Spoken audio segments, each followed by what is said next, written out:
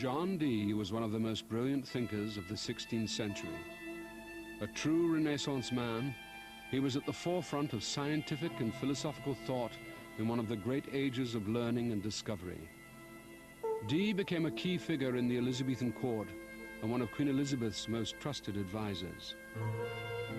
But all this was not enough. In his insatiable quest for knowledge, Dee strayed into the forbidden world of the occult. He was trying to find the very essence of life. He was trying to find the secrets of the universe. And for John Dee, that meant communing with angels, communing with demons, risking his soul. I seek the treasure of heavenly wisdom and knowledge. So why do they condemn me as a companion of hellhounds and a conjurer of wicked and damned spirits? As Dee went deeper into the occult, he turned his back on Queen Elizabeth and set off on a journey that took him beyond the boundaries of religion and morality. He risked everything in his quest, and his diaries record how ultimately he became the instrument of forces beyond his control. Angel magic, whatever Dee said, was black magic. Dee was the model for Marlowe's Faust. Dee was the model for Shakespeare's Prospero. This is somebody who is the quintessential magician. This guy was prepared to storm heaven.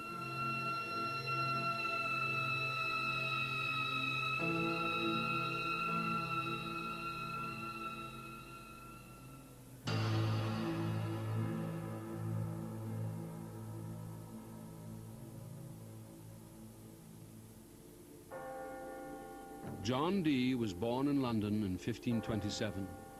From an early age, he was regarded as an academic genius destined for greatness. He had an insatiable desire for knowledge and spent many years locked in his study, poring over books of every kind. He mastered Latin, Greek, and Hebrew, and became adept in astronomy, mathematics, cartography, navigation, and medicine. In the 16th century, the boundaries between superstition, magic, and science were blurred. Dee's work naturally took him into alchemy and other esoteric areas. The church viewed science with a great deal of suspicion, and some even believed that mathematics was a form of black magic. It was a period of enormous change in Europe. The world was in turmoil as age-old certainties were being shattered.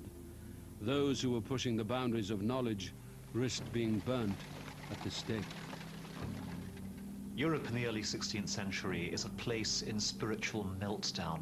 In one long generation, Europeans have discovered totally new continents and conquered large areas of them, invented the printing press, realized the full destructive potential of gunpowder, and at the same time, the traditional all-embracing Western church has split forever into Protestant and Catholic blocs. When Mary Tudor came to the throne in 1553, she returned England to Catholicism, and the smell of burning Protestant flesh spread over the country. In this atmosphere of religious paranoia, Mary's half-sister, Princess Elizabeth, was kept under house arrest in Oxfordshire. Elizabeth was a devout Protestant, and she became the focus for people's hopes of an end to the persecution. Her situation was bleak. She turned to Dee for help, asking him to cast her and Mary's horoscope. The Catholic Church viewed astrology with suspicion, and in such tense circumstances, casting royal horoscopes was a dangerous undertaking.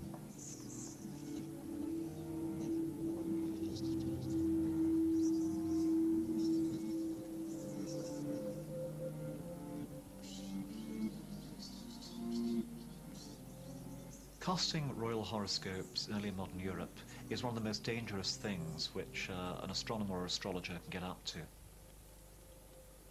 If you can actually work out what the stars are saying, it could even be you're directing the stars. You might be steering the whole thing, in which case you're actually determining when the monarch's going to live or die, which is technical high treason. The horoscopes predicted that Elizabeth would come to the throne and enjoy a long and glorious reign. The prognosis for Mary was dire. When the horoscopes were discovered, Dee was thrown into jail. The charges read that he had endeavored to destroy the Queen by calculating, conjuring, and witchcraft. For a while, he shares his prison with a man called Bartlett Green, who ends up one of the 300-odd Protestant martyrs made by Mary. In fact, he's actually taken away and executed while Dee is in hold. And it must have concentrated Dee's mind wonderfully on how to survive.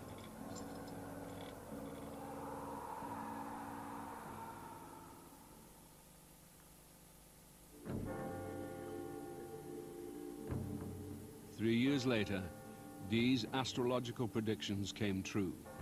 In 1558, Queen Mary died, and Elizabeth came to the throne. The position of Queen Elizabeth at the opening of her reign is almost nightmarishly insecure. She's a young woman who's not always in good health. She almost dies 3 times over in the first 10 years of her reign.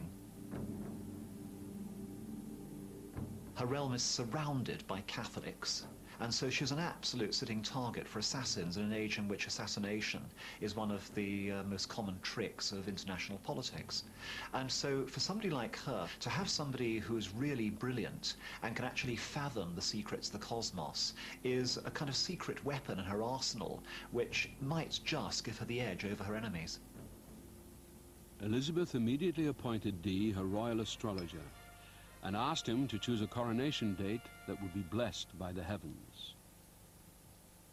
Dee found fame and favor under Elizabeth, and she dubbed him "my noble intelligentsia," giving him license to work in complete freedom. She gave official sanction to Dee, pretty much declaring that anything he did was white magic, divine magic, a form of science, and putting the royal seal on that. This must have been very important, very useful for Dee. Well, she wasn't styled the fairy queen for nothing. She encouraged astrology, magic, spectacle, and she certainly encouraged Dee. Basically, Dee was in love with Elizabeth, as a lot of her courtiers were, but she had a strong link to him too. She clearly saw him as somebody who she could trust.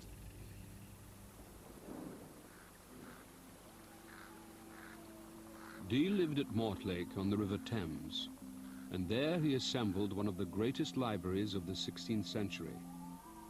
He traveled all over Europe in search of new learning. As well as books and manuscripts, he also gathered maps and the latest in navigational equipment. His knowledge of navigation helped spearhead England's great age of exploration and discovery. He even coined the expression, the British Empire. He provided the clearinghouse at Mortlake for all the latest navigational information, which formed the basis of the great age of exploration for English mariners across the Atlantic to the New World. Dee was not content with exploring the limits of the Earth. Inspired by men like Copernicus, he wanted to understand how the entire universe worked. If we want to look for a comparison with Dee among 20th century figures, a figure like Stephen Hawking, internationally respected scientist, fits it to a cameo. John Dee is a mathematical whiz kid. Mathematics is the key to astronomy, astrology, navigation, chemistry, and John Dee is arrogant enough and clever enough to reckon himself the man to find the key to all these things and show the world how they work. He was convinced there were hidden forces that govern the way the physical world works. But as the years passed, he began to despair of ever finding them. For 40 years continually, with great pain, care, and cost, I have sought the best knowledge that man might attain in the world. I have found that neither any man living or book was able to teach me those truths I desired and longed for. Dee has looked into mathematics, he's looked into astrology and astronomy, he's absorbed all these strands, but it still hasn't given him the thing that he wants. He now is prepared to go to the next step, which is to go deep into the occult, into hidden knowledge, in order to try to find these secrets, the very secrets of nature. Dee was at the point of giving up his quest when he made the discovery that changed the course of his life. The Steganographia is an infamous black magic manuscript written in the 15th century. The book was written in a coded language that contained many barbarous and strange names of spirits. It was believed that these spirits were the key to a reservoir of hidden knowledge. Nowadays we're well aware that there are unseen powers that make the world work and manipulate human beings. Apart from neutrons, protons, electrical charges, we also have viruses, bacilli, microbes. The people of John Dee's England couldn't see these things. They had some inkling they were there, and so they called them demons, spirits, and angels. In the 16th century, everyone saw angels and demons having a direct role in their lives. There was no controversial issue about the existence of spirits and angels and demons. I mean, they existed. They were part of the universe as it was understood then. And it would almost appear slightly cracked to imagine that they didn't exist. Dee now believed that the only way to find the answers that he was looking for was through the spirit world. But he found that he had no ability as a medium and turned to scryers for help. Scrying is an ancient occult art in which magicians use a crystal ball or mirror to take the mind out of the conscious world into the realm of the supernatural. The logic behind it was that angels were basically intermediaries with God. If you wanted to find out the word of God, the message of God, of course, traditionally you should use the church, but in the midst of all this religious turmoil, the angels provided effectively a sort of alternative route for a direct line to God. People who were dabbling in these areas were regarded as dangerous because they might release these dangerous forces into the world through their activities.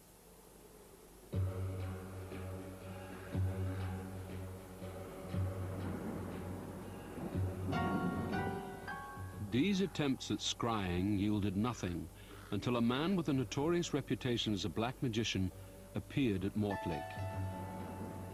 His name was Edward Kelly. Kelly was a strange, difficult, fractious, troublesome character. I mean, as soon as he came into Dee's life, Dee became involved in something that was way beyond his control. John Dee was somebody who was trying to find a way in to the world of the occult. When Kelly turned up, all of a sudden Dee was provided with what seemed to be a key to that door.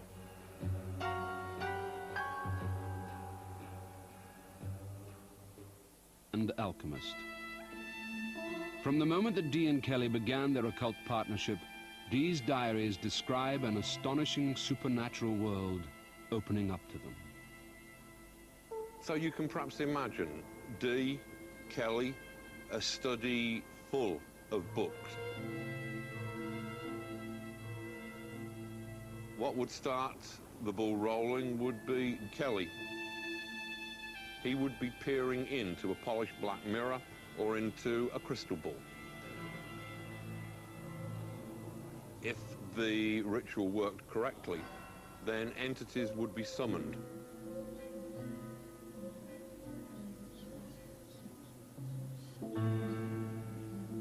They would then appear in the crystal to Kelly, at which point him and Dee would interrogate whatever had appeared to them. Dee was excited and intrigued by Kelly's incredible visions. He was desperate to find out what and who these entities were. Suddenly, this extraordinary cast of angelic characters erupted from the crystal ball that he used, from sort of coquettish young maids to these great giants with suns blazing from their eyes.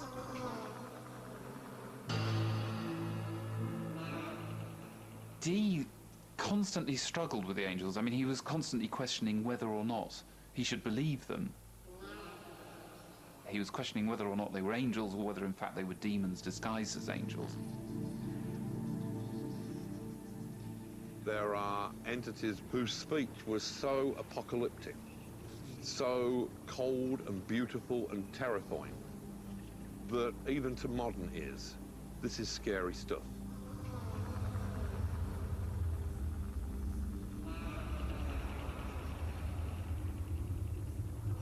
In this day and age, we don't believe in angels, but at the time, it was truly believed that spirits were behind things, and through the spirits, it was God himself was behind these spirits or angels. So Dee's not messing around here. Dee thinks he's locked into angelic communications. During the course of what became known as the angelic conversations, 70 different spirits would appear to Kelly. Some appeared human, others monstrous and demonic. They were angels they recognized from ancient versions of the Bible, but many of the spirits, like the beautiful coquettish maiden Madimi, were mysterious and unheard of. Dee fervently recorded every last detail of the scrying sessions in his diary. Dee was working in a world where it wasn't magic that he was doing, it was a science of angels. This is somebody approaching this unearthly territory with incredible scientific method. And Dee was clearly bewitched by this extraordinary set of creatures that Kelly presented to him. And not only were the angels sort of interesting, they were delivering fantastic material. They seemed to be delivering some sort of coded message that would reveal the secrets of the universe.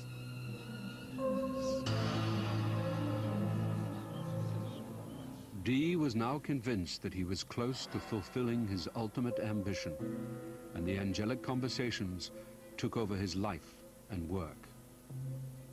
Mortlake would never be the same again. Dee's young wife, Jane, detested Kelly. She believed that he was evil and that the angelic conversations would lead them to ruin. Angel magic's an odd one. It is, despite wearing these ostentatious trappings of piety, at core black magic. In some ways, it's difficult to think of anything more blasphemous than trying to get the angels of the Lord to do your bidding. While Dee was in the midst of his seances with Kelly at Mortlake, this extraordinary figure, this Polish prince called Lasky, turned up on the royal barge. He was doing a tour of the country at the time. And he actually managed to work his way into these seances, which was an incredibly dangerous thing to be involved in. Lasky's presence at Mortlake was now raising grave concerns at court. When Elizabeth was trying to steer a very careful course through European politics, when her rivals were far more powerful and were all Catholic, meant that almost certainly Dee's association with Lasky meant he was being followed, he was being watched. They were wondering if an influential character like Dee, who, remember, still had this kind of dubious reputation in the popular mind, was involved in something he shouldn't be. Informers working for Elizabeth's chief spy master, Sir Francis Walsingham, now had Mortlake under constant surveillance.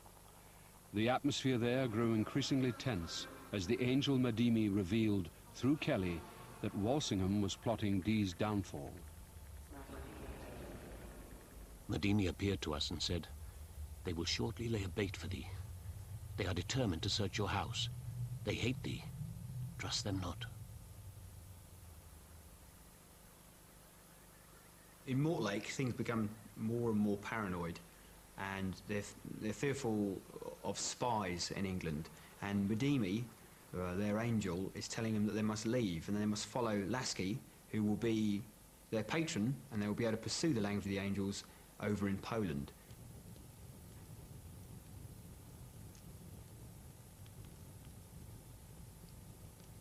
He knew how dangerous it was to be involved in the kind of activities that him and Kelly were involved in, and he carried on with them. He risked everything for this. There was a great tempest of wind at midnight as we left Mortlake with our wives and children toward 2 ships waiting for us near Gravesend.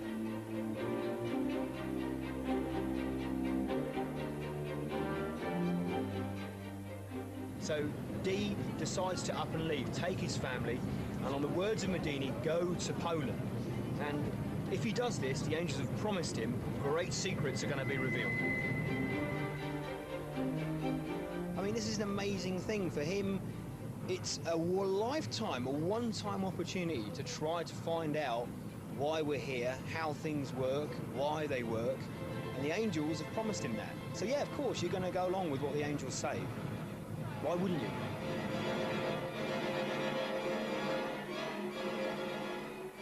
As soon as Dee left Mortlake, a mob descended upon the house, and his library and alchemical laboratories were ransacked.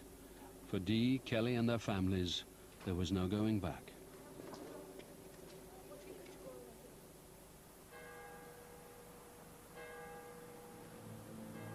After an epic 6-month journey, Dee and Kelly finally arrived in the Polish capital, Krakow. As soon as they got there, they began scrying again, and the angelic messages were delivered with even greater intensity. It seemed to Dee that his unshakable faith in the angels was about to be rewarded.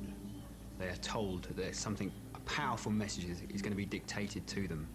The first angel begins to talk to them about a lost book of Enoch, which is the language of the angels, the original language spoken by Adam before the fall.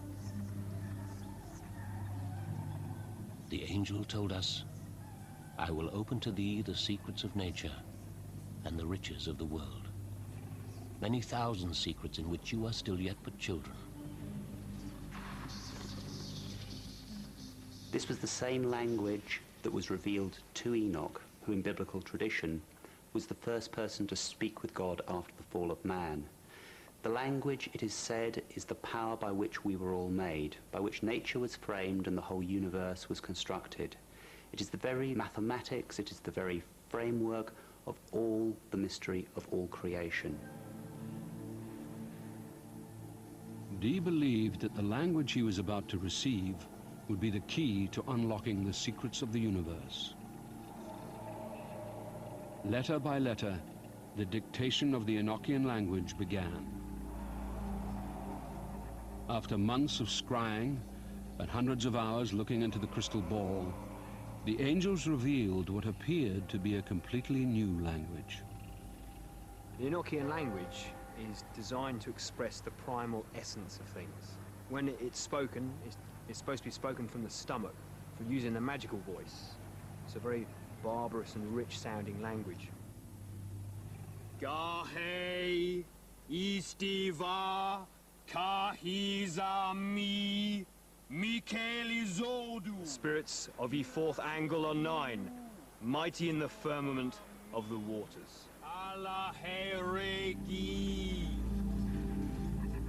The Enochian language is based on an alphabet of 22 letters. The language has its own words, grammar and syntax, and resembles no known tongue. Although some scholars have compared it to Hebrew, attempts to discover its origins have been unsuccessful. To suppose that this is an invented language, invented by Kelly, you would have to suppose that Kelly was some sort of creative and linguistic genius who was able to spontaneously invent a functional working language complete with grammar and vocabulary, and not only invent it, but invent it backwards.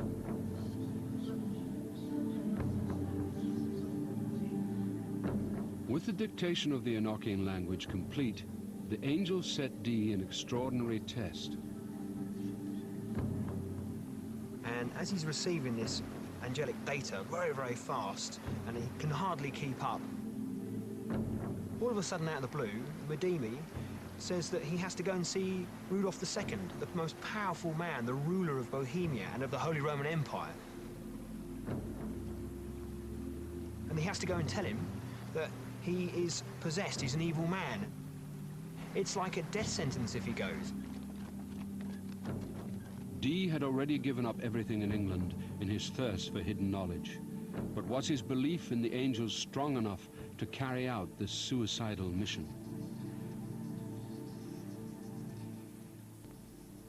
In August 1584, John Dee made his way to Prague to confront the Holy Roman Emperor.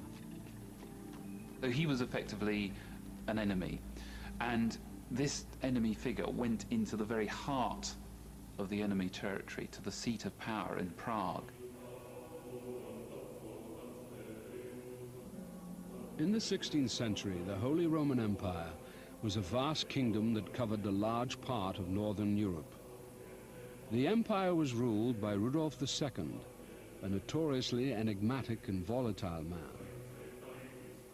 Rudolf was a great patron of alchemists and indulged his passion for the bizarre with his own personal regiment made up entirely of dwarves.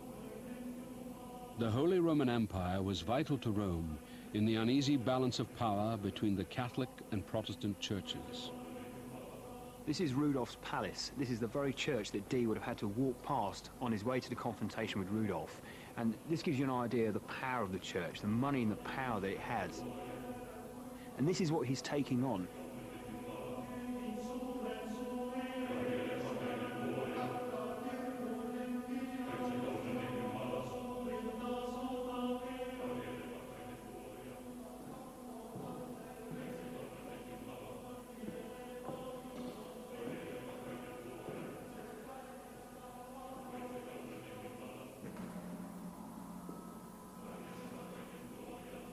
Dee is a heretical Protestant. He's about to give a message to Rudolph that he's been asked to give by the angels. And this is a lethal thing to do. His back is right up against the wall now. He's probably shaking in his shoes. He's terrified for his own family. The angel of the Lord hath appeared to me, and rebuketh you for your sins. If you will not hear me, the Lord will sweep you off the face of the earth, and you shall perish miserably. And the message he has to say is that Rudolph is an evil man, that he has demons around him, and that if he doesn't listen to Dee and the angels and what they have to say, that God will put his foot on Rudolph's breast and push him off his throne. But if he does listen to the angels, then he will become a supreme emperor and will overcome the devil.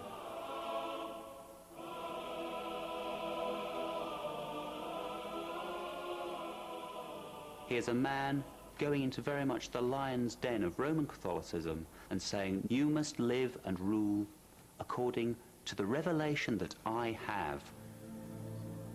Here we see Dee in the role as prophet. Here we see Dee as a man convinced of his mission and willing to put his life on the line to deliver that message. Rudolph was both astounded and intrigued by Dee's speech. Whilst Dee waited anxiously for the Emperor's reaction, the angels became impatient, ordering Dee to deliver a new message to Rudolph. It was obvious that some new PR strategy was needed on behalf of the angels. It was at this point that the angels apparently suggested to Dee that the Philosopher's Stone would be enough of a crowd puller to get people like Rudolph on their side. When Edward Kelly first arrived at Mortlake, he had a small bag of red powder that he said had been stolen from an ancient site at Glastonbury. He believed it to be the vital ingredient that would help make the Philosopher's Stone. The Philosopher's Stone being the formula that would basically give the person who had it the alchemical means of turning base metal into gold, but also any form of sort of purification, indeed the secret of life, effectively. This Philosopher's Stone was a world-changing concept. The Philosopher's Stone was the H-bomb. If you had the Philosopher's Stone, you had complete financial and thus military superiority over every other nation in the world. Rudolph chose to ignore Dee's ominous prophecy, but the prospect of finding the Philosopher's Stone proved irresistible. He decided to allow Dee and Kelly to set up an alchemical laboratory in Bohemia. Dee and Kelly set about trying to produce gold. The dream of finding the Philosopher's Stone had been an obsession in Europe for centuries. With advances in chemistry and metallurgy, the belief that it might be possible to make gold from base metal reached a fever pitch in 16th century Bohemia. Český Krumlov was one of the great centers for alchemy, and some of the original alchemical materials still survive. This has to be the part of the building where they were.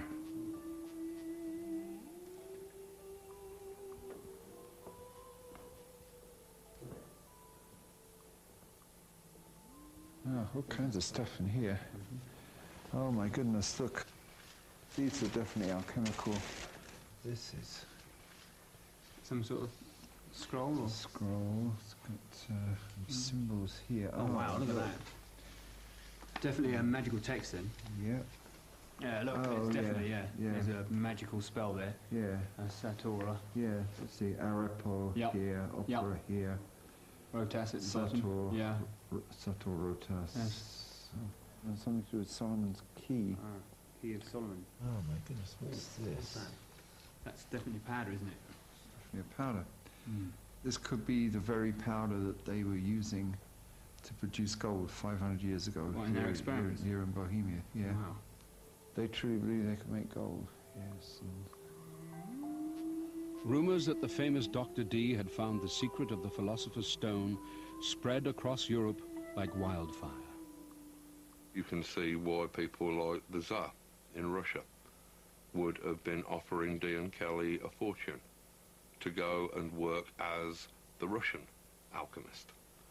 You can see why Elizabeth herself was getting nervous, was worried in case Dee and Kelly were out there creating gold for foreigners, in which case she was insistent that they be returned home to create gold for England. Throughout this period, the angelic conversations continued.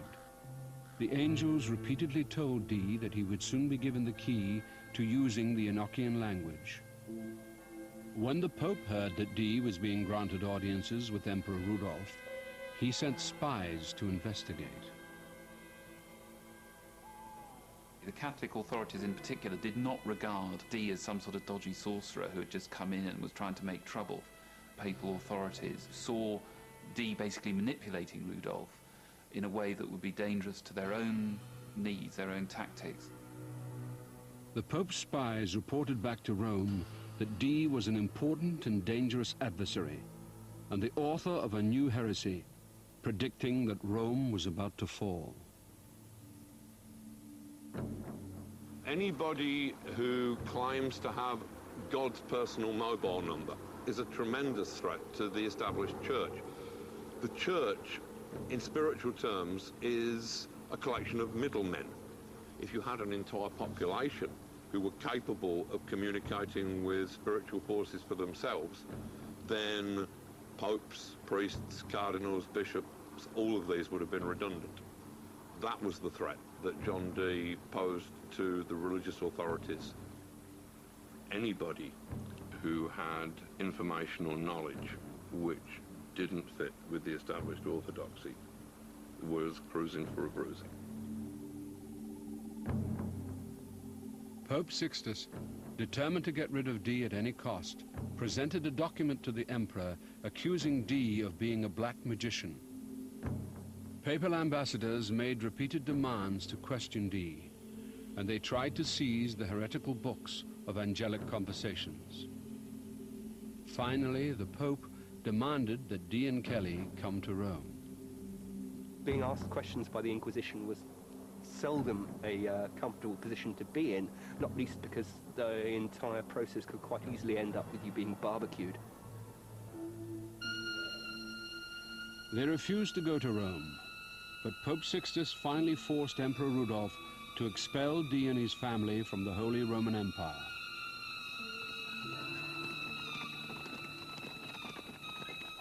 They were given 6 days to get out of the empire and fled Prague in fear for their lives.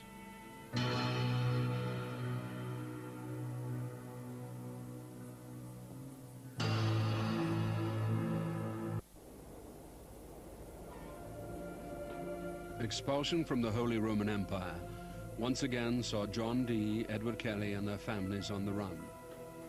With nowhere to go and no prospects of patronage, things were looking desperate when they received word that a nobleman from southern Bohemia requested their alchemical services. Even more surprising, Emperor Rudolf had sanctioned the arrangement. The relief that John Dee must have felt after being persecuted, kicked out, the Pope's after him, he's got nowhere to stay, his family's stuffed into 2 carriages with all his books and possessions, and finally he's allowed to find sanctuary here in Trebon, in Rosenberg's castle. Elizabeth I wasn't a real patron to John Dee. He wasn't funded enough to pursue his experiments and his science. For the first time, this is a safe haven for them. It's a sanctuary. Rudolph II was under extreme pressure from the Pope, but believed that Dee and Kelly were on the verge of finding the formula of the Philosopher's Stone. He did not want to openly defy the Pope and secretly installed them in alchemical laboratories in the town of Trebon, 100 miles south of Prague.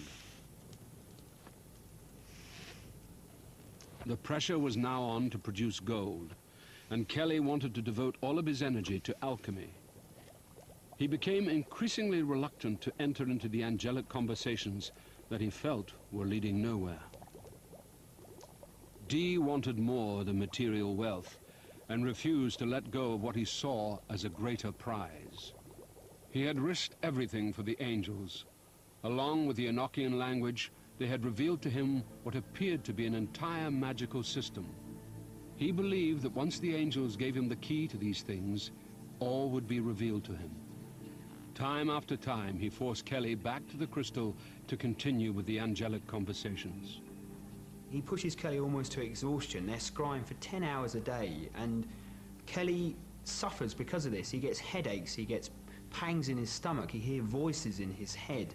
He even has weals on his arm, which he says demons have given him through attacks. It's a dangerous task because also the angels could be demons. You were looking at the world in the glass probably more often than you were looking at the world outside the glass. You can see how that could take you mentally into some very dangerous territory indeed. He was suddenly plunged through a trapdoor in Elizabethan logic into this world. Many, many times he recorded his own body inflamed, engulfed in flame, his mind burning, his body burning. Many times he struggled with the revelation, trying to understand more deeply, but at the same time terrified of what he was experiencing. Kelly knew it was black magic and got cold feet on this account on a number of occasions. And it was always Dee who talked him round. Indeed, there are a number of occasions when Kelly's visions took on a demonic, hellish character. And this didn't seem to trouble Dee at all. Edward Kelly was in a reality where he was working with this psychopath. This guy was prepared to conjure all the forces of heaven and hell.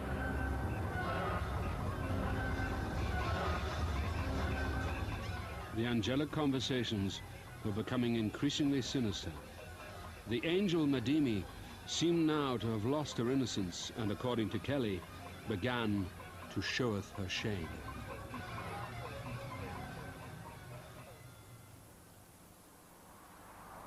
Right in the middle of all of this, something extraordinary happens. It's just absolutely off the map. If everything else has been extraordinary, this is off the map.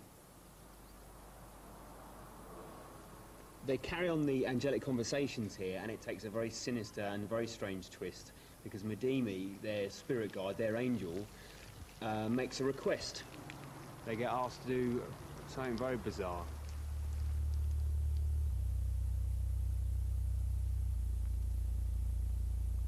Madimi appeared, and she said, "Nothing is unlawful which is unlawful unto God. One committing adultery on my behalf shall be blessed eternally, and given a heavenly reward." The angels, or Madimi, reveals herself naked in the crystal and says that they have to cross-match with each other's wives. Dee and Kelly have to swap wives. Now, this is a terrible thing. Jane Dee detests Kelly. Poor Jane cries for 15 minutes. She won't do it. Kelly's not happy. He thinks they're in league with demons.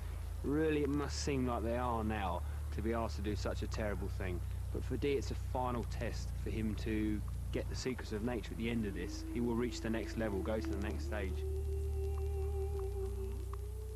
The test seemed to be an affront to the laws of God, and it shook Dee to the core. He had risked everything for the angels, but was he now prepared to risk his soul? And he battles against it, and he says he won't do it, and he says he can't do it, and then he gives in. And ultimately he becomes the instrument of the angels. Ultimately they take him over and he does everything that they tell him to do. So here they draw up a contract after 2 days that they all solemnly sign, and they do go ahead and recorded in Dee's diary, the pact is fulfilled.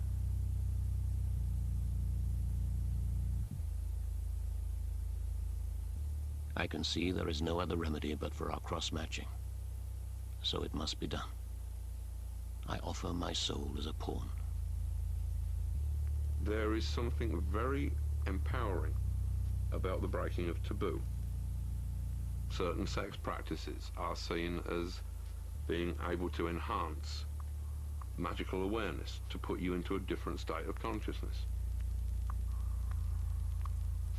Laying there in a room, listening to your wife have sex with your business associate and magical associate while you were laying there with their wife, this very real physical act might have been a step too far. This was as far from theory as it could possibly get.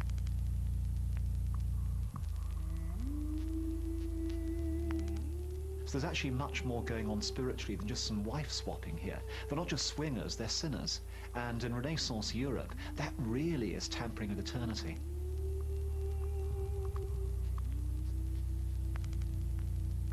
But it spells the absolute end of Dee and Kelly. Nothing is the same again. It changes everything, and the angelic conversations come to an end.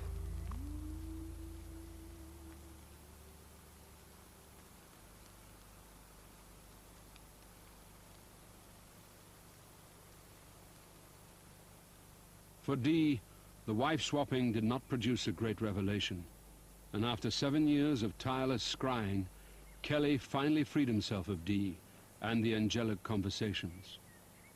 He devoted himself to alchemy and was invited to work directly for Rudolf in Prague.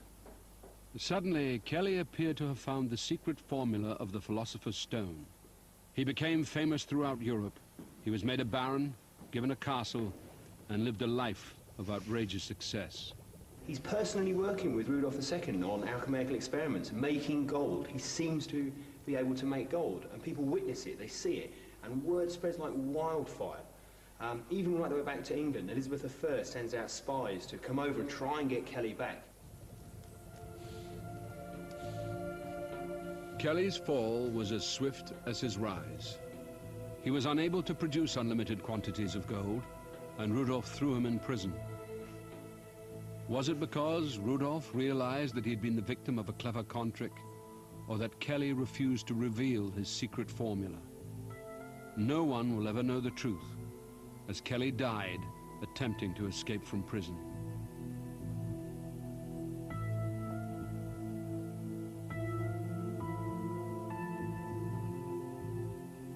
Although we never really know the truth about Kelly's death, Dee does mention him in his diary as a small entry. He just says, Kelly is slain.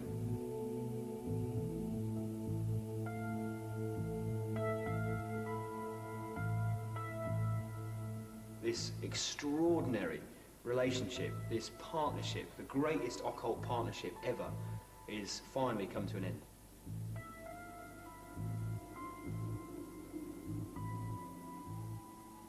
With Kelly's death, the angelic conversations were at an end. The promises of the angels had come to nothing, and Dee's dream of finding the secrets of the universe was over. Dee returned to England in 1589. Queen Elizabeth had lost interest in her noble intelligentsia, and Dee was desperately short of money. The final blow came when his wife Jane gave birth to a boy, the product of her unholy union with Kelly. What was passing through Dee's mind in those last days? Did I get it wrong? Did I think that they were saying to me something that was just me, was just my hopes and fears projected? Were they ever there at all?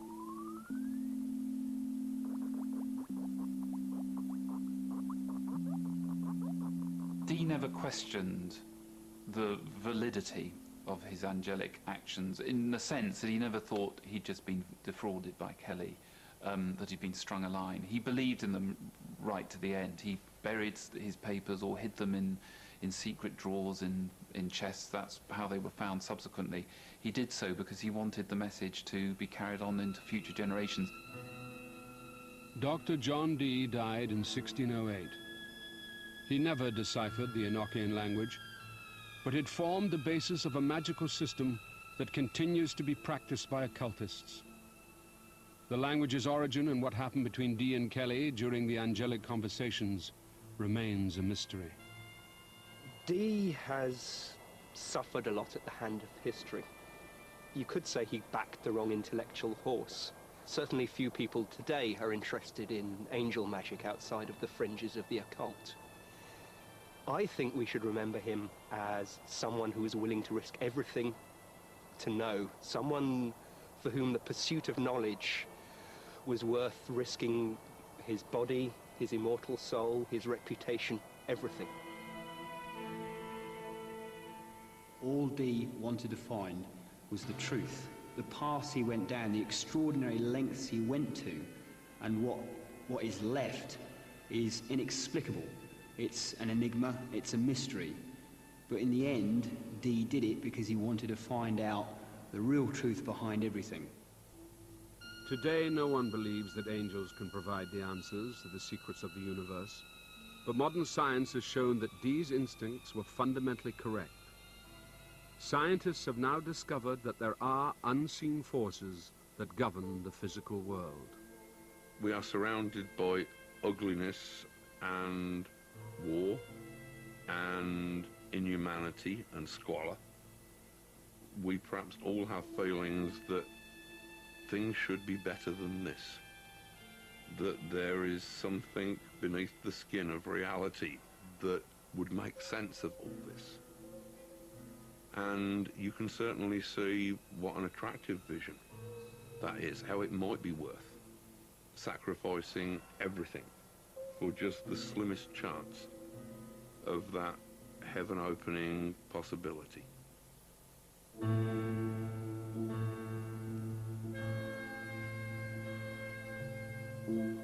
Are you fascinated by Masters of Darkness? Well, put your questions to expert Aaron Paramore in a few minutes at channel4.com History. And that was the last one in this series. Next Tuesday at 10 and 4, it's the invasion of the Body Snatchers. Check it out in just a moment. Back to tonight, and next up, animal cops have their work cut out for them in New York City. Some extreme cases of cruelty and neglect, which make for compulsive viewing, if only because it's so shocking. Stay with 4.